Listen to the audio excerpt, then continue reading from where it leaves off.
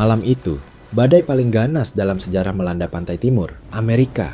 Kapal tanker raksasa terbelah dua dan puluhan nyawa terombang-ambing di dalamnya. Sementara semua orang menyerah, 4 pria biasa dari penjaga pantai justru memilih berangkat dengan kapal kerdil, menantang ombak setinggi rumah demi menyelamatkan orang-orang yang bahkan mereka tak kenal. Semua orang berkata, ini bukan misi penyelamatan, ini misi bunuh diri. Tapi di tengah badai paling mematikan itu, lahirlah kisah keberanian yang akan dikenang selamanya. Inilah film.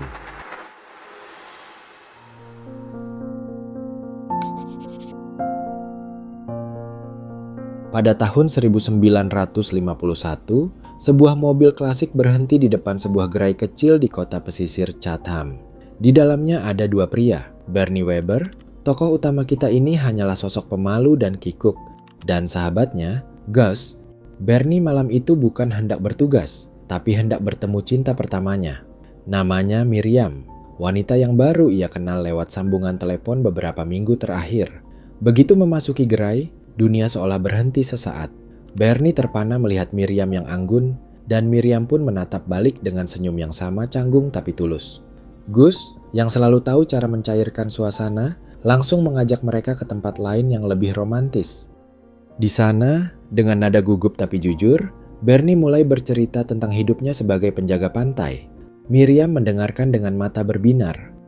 Tak lama, Gus yang usil mengusulkan ide gila untuk mencuri sampan dan berlayar sebentar. Miriam menolak. Ia takut perahu kecil. Kalaupun harus ke laut, ia hanya mau menaiki kapal sungguhan. Bernie yang ingin membuat kesan baik langsung meminjam kapal nelayan tua milik Mr. Stello. Semua orang di sana telah mengenal Bernie sebagai pria jujur dan bisa dipercaya. Maka malam itu, mereka pun berlayar perlahan di bawah langit musim dingin yang tenang. Beberapa hari kemudian, hubungan mereka kian hangat. Hingga di satu malam, dansa yang penuh tawa dan musik klasik Marilyn Monroe, Miriam tiba-tiba bertanya tanpa basa-basi.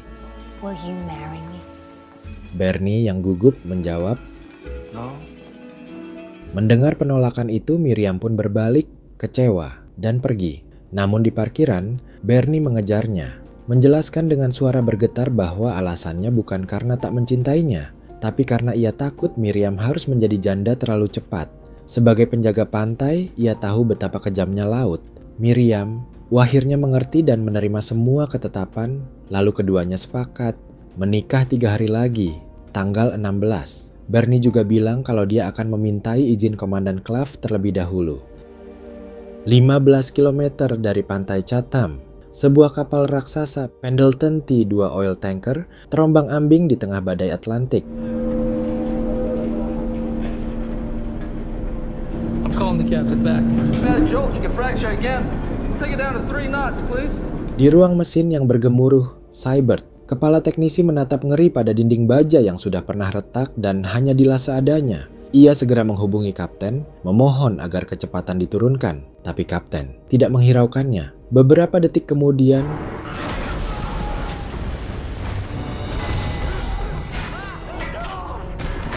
Seibert berlari menyalakan pompa darurat lalu mencoba melaporkan ke ruang kemudi. Namun tak ada jawaban. Ia mengirim 1 kru naik ke atas. Dan di sanalah mereka menyaksikan Pendleton telah terbelah 2.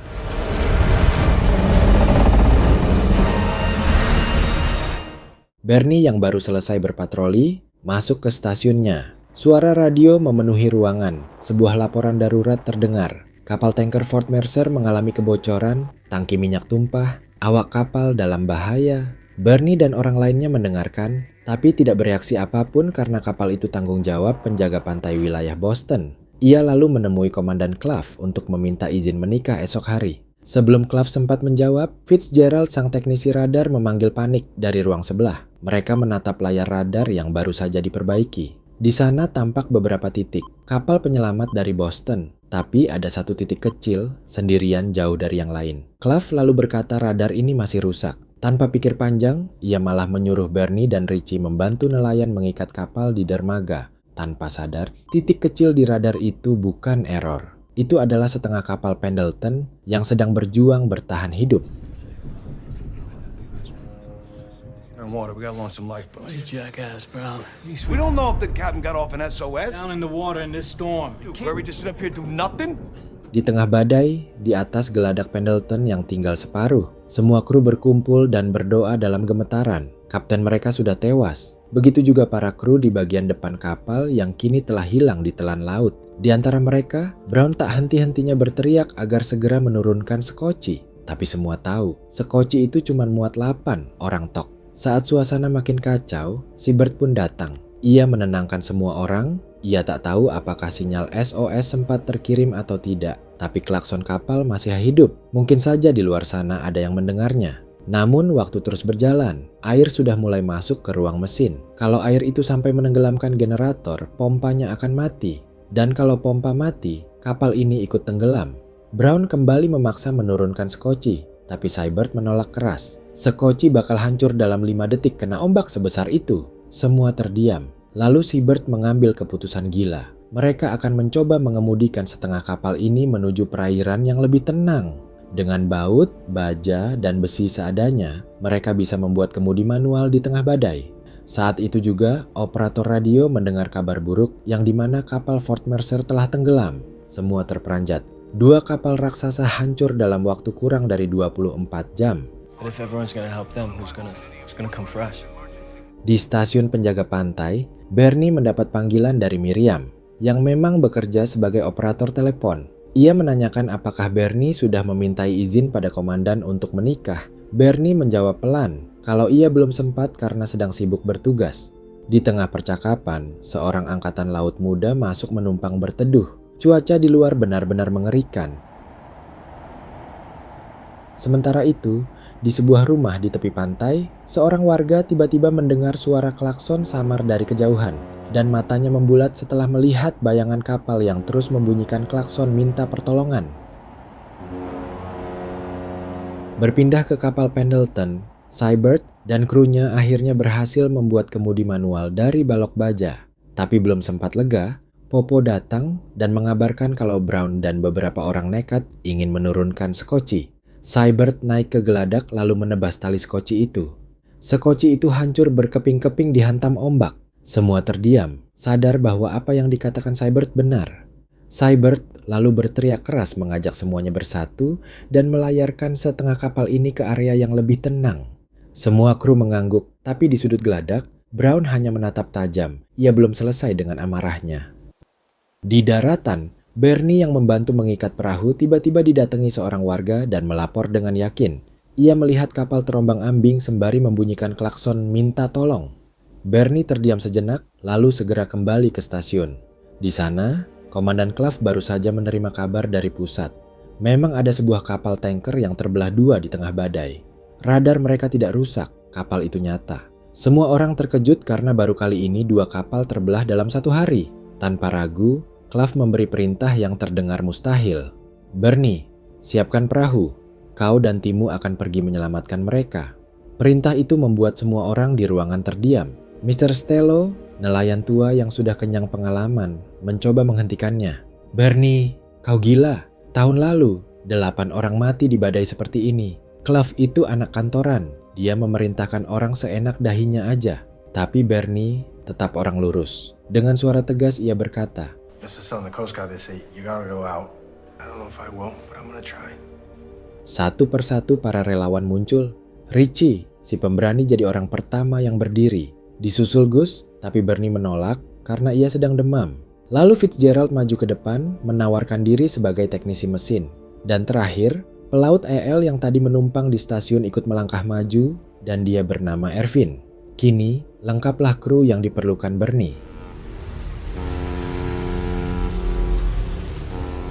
Di dalam kapal Pendleton, seluruh kru berusaha sekuat tenaga menyumbat lubang-lubang kebocoran. Di atas geladak, seorang kru melihat samar karang dangkal sekitar 1 mil dari posisi mereka. Karena tak ada alat komunikasi, mereka meneriakkan kabar itu sambung menyambung sampai ke telinga Seabird. Tanpa ragu, Seabird langsung menyalakan mesin, sementara Popo dengan penuh tenaga memutar kemudi manual buatan mereka. Di dermaga, tim Bernie bersiap menaiki kapal penyelamat.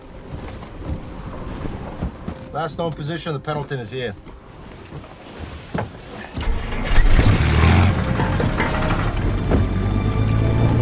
Di daratan, Miriam yang khawatir menelpon Bernie, tapi tak ada jawaban. Panik, ia segera bergegas menuju stasiun. Sesampainya di sana, Gus memberitahu bahwa Bernie telah berangkat ke tengah badai untuk mengevakuasi kru Pendleton. Wajah Miriam pun berubah pucat.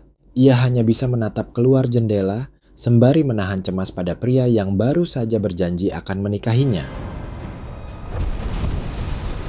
Sore itu, hujan mengguyur deras speedboat Bernie. Dengan suara gemetar ia melaporkan lewat radio bahwa mereka akan memasuki teluk dengan ombak yang sangat tinggi. Namun dari stasiun suara dingin. Komandan Clav terdengar jelas.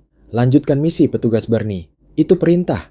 Miriam yang tak tahan lalu menerobos ke ruangan Clav. Ia memohon dengan suara bergetar agar Bernie disuruh kembali. Tapi bukannya simpati, Clav malah membentaknya.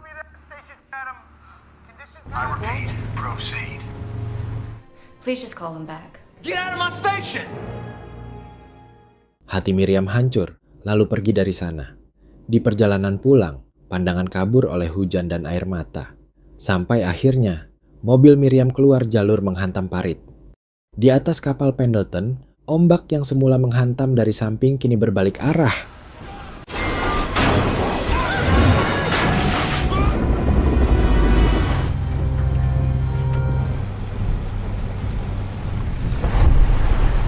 Di ruang mesin, Seibert dan para kru bekerja mati-matian. Mereka membuat kemudi baru dari rantai dan berjuang demi mengendalikan arah kapal. Sementara itu, di atas speedboat penyelamat, Bernie memperingatkan krunya dengan suara lantang. Pegangan yang kuat, dan dengan keberanian yang bercampur ketakutan, mereka perlahan memasuki pusaran teluk yang mematikan.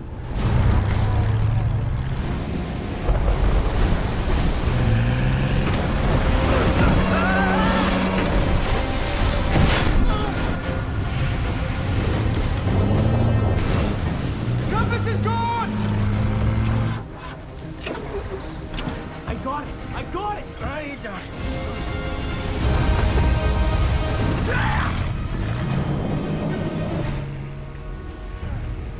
Get back here!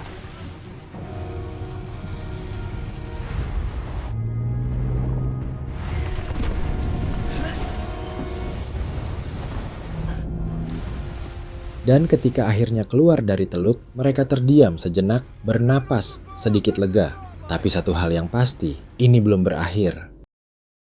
Di sisi lain, di atas kapal Pendleton, kerja keras mereka akhirnya membuahkan hasil. Dengan tenaga terakhir, kapal berhasil mendaratkan lambungnya di atas karang dangkal.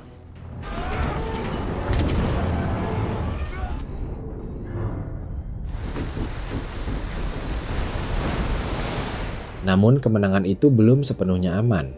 Air terus mengalir masuk dan permukaannya kini hampir menyentuh lubang knalpot mesin. Di daratan, Miriam yang terjebak di parit, kemudian ditolong oleh warga Chatham sendiri. Setelah berterima kasih, Miriam pun pergi ke kota. Di saat yang sama, tim Bernie masih berjuang. Namun tanpa kompas, arah pencarian menjadi misteri. Bernie menyalakan radio menghubungi stasiun, tapi tak ada sinyal. Hanya suara statis yang menyayat telinga. Ketegangan makin meningkat di saat Richie dan Ervin mulai memperingatkan Bernie agar kembali ke daratan. Tapi Bernie menolak. "Kita sudah menaklukkan teluk, dan kita nggak akan berhenti sampai menemukan mereka." Bernie lalu memerintahkan agar lampu sorot dimatikan, berharap kegelapan membantu mereka melihat cahaya dari kapal Pendleton. Di atas kapal Pendleton, para kru masih diliputi kecemasan. Kegelisahan mereka makin menjadi ketika air laut merasuki knalpot. Beberapa detik kemudian, semua lampu padam, dan di wajah mereka tampak jelas ketakutan yang tak bisa lagi disembunyikan. Sementara itu di tengah samudera yang sama, samar-samar, Bernie melihat sesuatu di kejauhan. Ia berteriak ke Fitz, "Nyalakan sorot." Cahaya lampu menembus kabut, dan semua orang terpaku. Mereka tak percaya, mereka benar-benar menemukannya.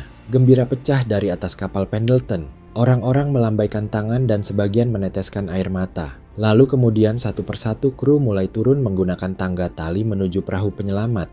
Namun, penyelamatan ini jauh dari kata aman. Ombak yang berputar di sekitar kapal sangat berpotensi menenggelamkan perahu kecil Bernie bersama siapapun yang melompat salah waktu.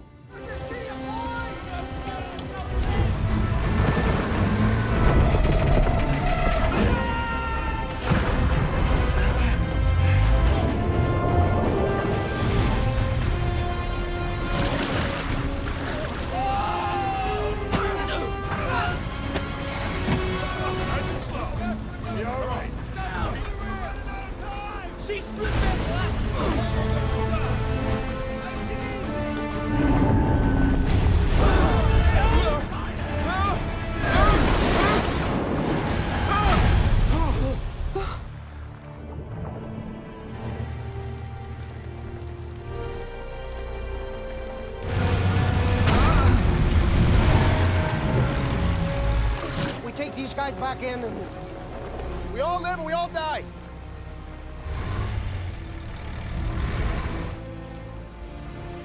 You last one off, Mr. Seabird.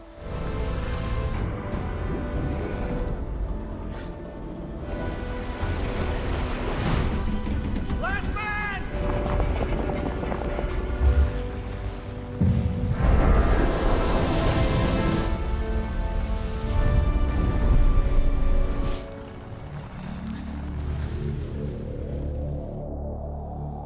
Di daratan, suara radio menggema dalam stasiun. Suara Bernie terdengar lelah tapi tegas, melaporkan kalau kompas telah hilang, tapi seluruh kru Pendleton berhasil dievakuasi sebanyak 32 orang.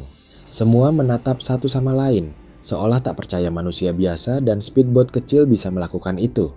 Lalu Komandan Clav langsung memberi perintah baru, menyuruh Bernie menuju kapal lain, 8 km dari lokasi Pendleton.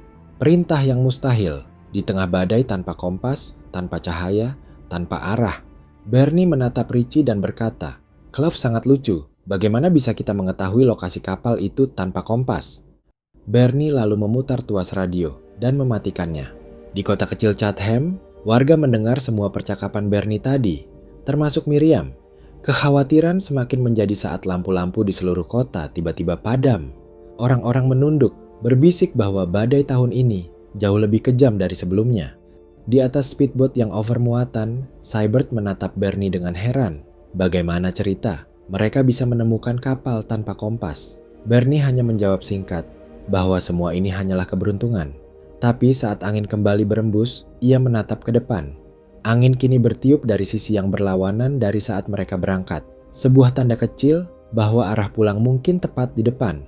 Seibert menatapnya lama, lalu tersenyum kecil dan menyebutnya kapten. Para kru yang lain mulai kembali mengangkat dagunya dan mempercayakan semuanya pada Bernie. Speedboat kecil itu pun melaju menembus badai, berpegang pada keberanian dan keyakinan bahwa keberuntungan malam itu masih belum berakhir. Beberapa jam kemudian, badai perlahan mereda. Warga Chatham berbondong-bondong menuju dermaga, wajah mereka tegang tapi penuh harapan.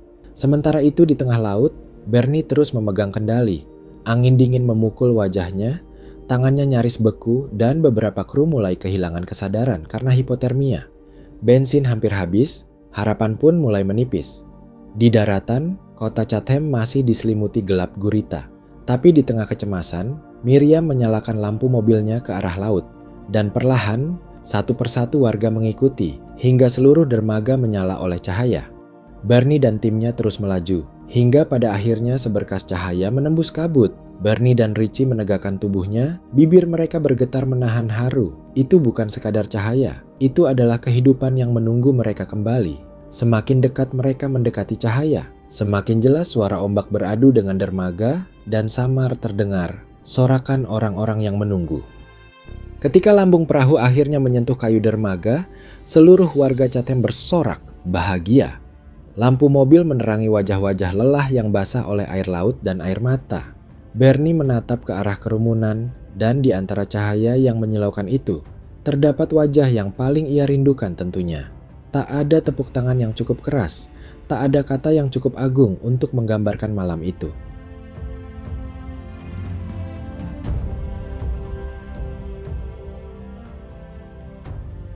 Komandan Clav cuma duduk diam di kantornya waktu dengar tim Bernie balik dengan selamat.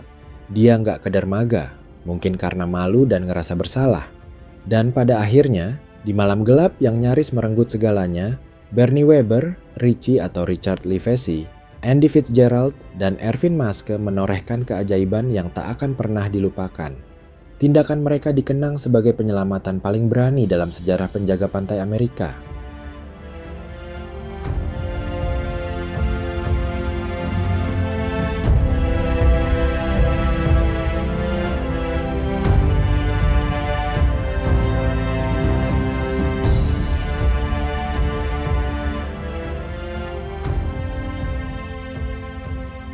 Cerita udah selesai, tapi rasa penasaran? Belum kan? Tenang aja, masih banyak film yang bakal bikin kamu tenggelam. Tentu bukan di laut, tapi di alur ceritanya. Ini Siput Film, tempat singgahnya para penikmat cerita. Hehe.